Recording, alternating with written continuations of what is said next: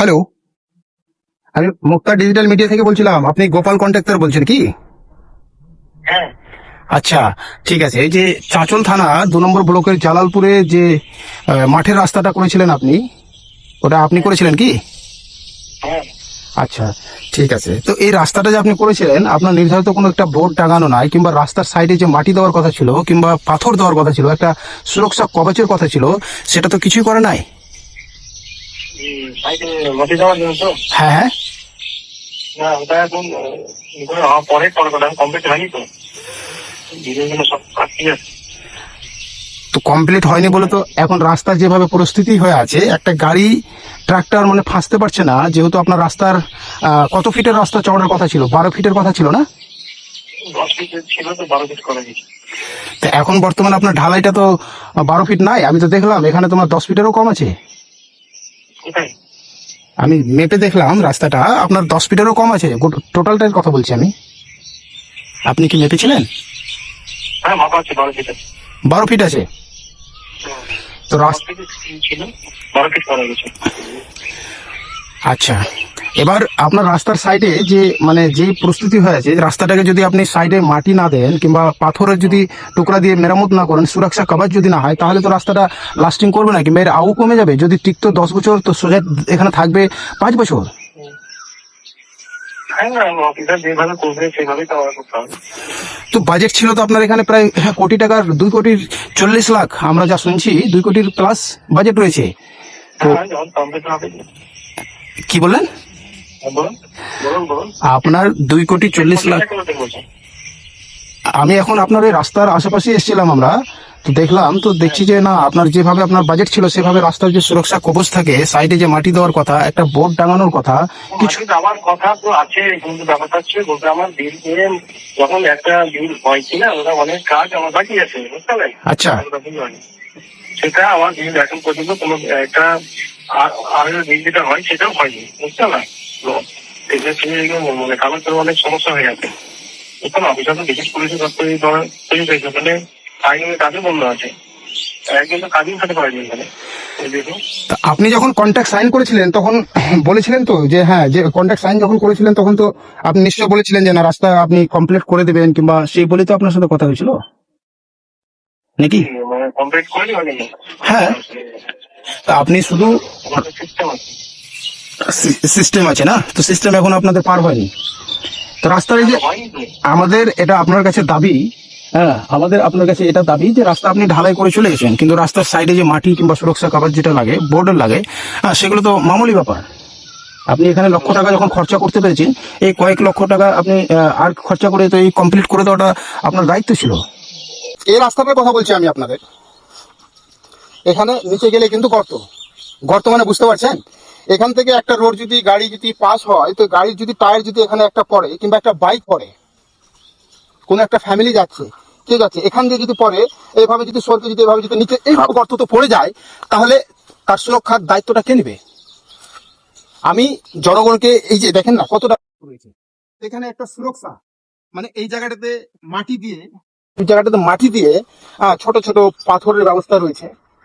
এটা তো আপনাদের কাছে আমরা ভিক্ষা চাইছি না, আমাদের তো অধিকার। আপনি তো টাকা নিয়েছেন, লক্ষ লক্ষ কোটি কোটি টাকার বাজেট এটা, কিন্তু এই কাজটা কেন করা হয়নি?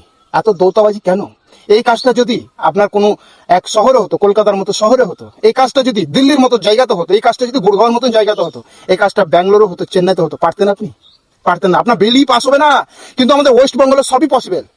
এইভাবে কাজ করে দেওয়ার পরে কিন্তু কন্ট্রাক্টরের বিল পাস হয়ে যায়, লক্ষ লক্ষ কোটি কোটি টাকা ইনকাম করে নেয়। কেন? এবার কথা হচ্ছে বন্ধুরা, এই যে রাস্তাটার লাইফ যদি 10 বছর থাকতো, এই রাস্তাটা এইভাবে থাকলে আমি আপনাদের লিখে বলে দেবো, সোজা আধা লাইফ কমে গেছে, 5 বছর থাকবে। এখান থেকে গাড়ির চাকা গেলে এটা ভেঙে যাবে ভাই, ভেঙে গেছে। আপনাদের দেখালাম তো, রাস্তাতে ভেঙে গেছে, জনগণ অনেকেই রয়েছে, রাস্তা ভেঙে গেছে না ওইদিকে দেখেন বন্ধুরা। রাস্তা যেমন ভেঙেছে আপনাদেরকে বললাম, এই রাস্তাটা আপনাদেরকে কি বলবো আমি, যে একটা গাড়ি যদি ট্রাক্টর চলে আসে, হ্যাঁ সাপোজ কথা বলছি, একটা যদি ট্রাক্টর চলে আসে, তো এখানে পাস হবে না। হ্যাঁ, এই যে রাস্তাটা রয়েছে, তো রাস্তার মানে যেগুলো রয়েছে মোটামুটি 2 হাত করে নিশ্চয়ই আরো রোড আছে, তো একটা ট্রাক্টর যদি যতটা পাস হবে না, তো সম্ভবই না। এবার যদি পাস করাতে যাই তাহলে কি হবে, যে নামতে হবে কিংবা হয়তো পাল্টে যাবে গাড়ি। তো সুরক্ষা আমাদের কথা হচ্ছে, রোডটা যখন করেছে, এটা রোড তো এই কিছুদিনের মধ্যে হলো, এর আগে তো ছিল না, 1.5 মাস হলো না। তো এর আগে যখন রোড ছিল না তখনই তো আমাদের শান্তি ছিল এক হিসাবে, বলেন তো, যে যেহেতু আমাদের পাস করতে কিংবা আমাদের রিস্ক ছিল না। আজকে যদি রোড করে দিয়েছে, এতটা উঁচু করে দিয়েছে, করে দেওয়ার পরে সাইডে যে আমি যে কথাটা বলছি, যে সাইডে মাটি দিয়ে দেয়, বোল্ডার দিয়ে দেয়, সুরক্ষা হলো একটা, রাস্তার চওড়াটা হলো একটু। তো আমরা জনগণ বলে তো, আপনি তো এখানের বাসিন্দা নাকি? আপনি তো এখানে, আপনাদের এই তো জমি, ঠিক আছে, আপনি তো এখানে, আপনাদের এটা জমি, ঠিক আছে। তা আমি যে এই যে ভিডিও বানাচ্ছি কিংবা কথা বলছি, তো আমাদের এটা অধিকার, রাস্তা তো কারো একার না।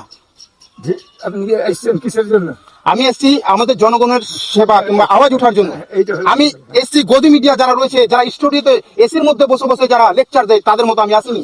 আমি হলে আমি ঘরের ভিতরে বসে, কারের ভিতরে বসে আমি এসিতে ভিডিও বানাচ্ছি। হ্যাঁ, এতগুলো টাকা দিয়ে হ্যাঁ, এই সামান্য রোডটা করে দিয়েছে। এই প্রজেক্টটা 2,40,00,000 টাকা হয়েছে। 50 লাখ টাকা আমাকে সরকার দেখ না, আমি এর থেকে ভালো রোড বানিয়ে দেবো।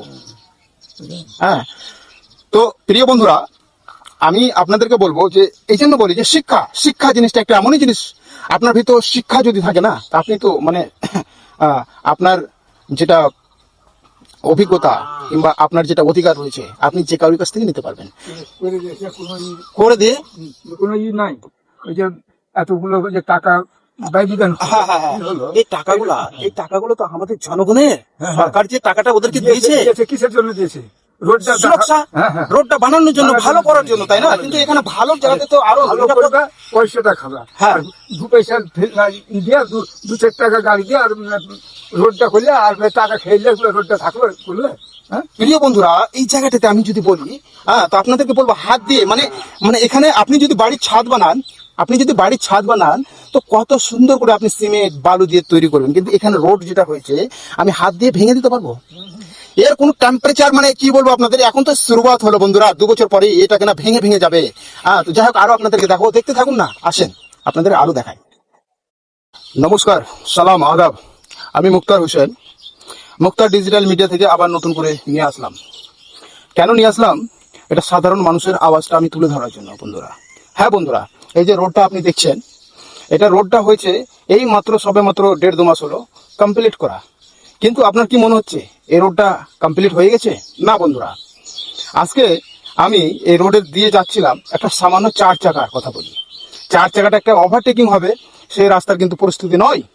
এই রাস্তা দিয়ে লক্ষ লক্ষ মানুষ বড় বড় ট্রাক্টরে করে ধান, পাট, গম, যা কিছু হয় ইত্যাদি এই রাস্তা দিয়ে যাওয়া আসা করে। কিন্তু আপনি ভেবে দেখুন তো, দুটো গাড়ি যখন পরস্পরকে ক্রস করবে, কিভাবে করবে?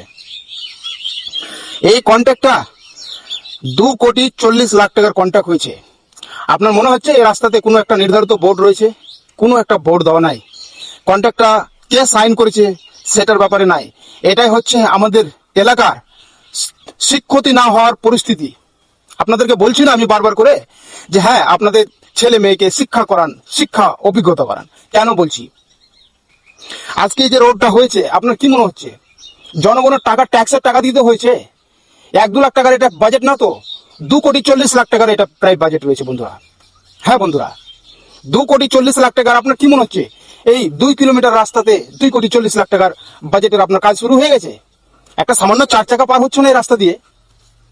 কেন? রাস্তা সুরক্ষা যেটা থাকে, কাগজটা কোথায়? এই যে রাস্তার পাশে আপনি দেখতে পাচ্ছেন না, এখানে মাটি দেওয়ার কথা ছিল, এখানে বোল্ডার দেওয়ার কথা ছিল, কোথায়? এখানে রাস্তা ভেঙে গেছে, সবে মাত্র 1 মাস হলো রাস্তাটা তৈরি হওয়া।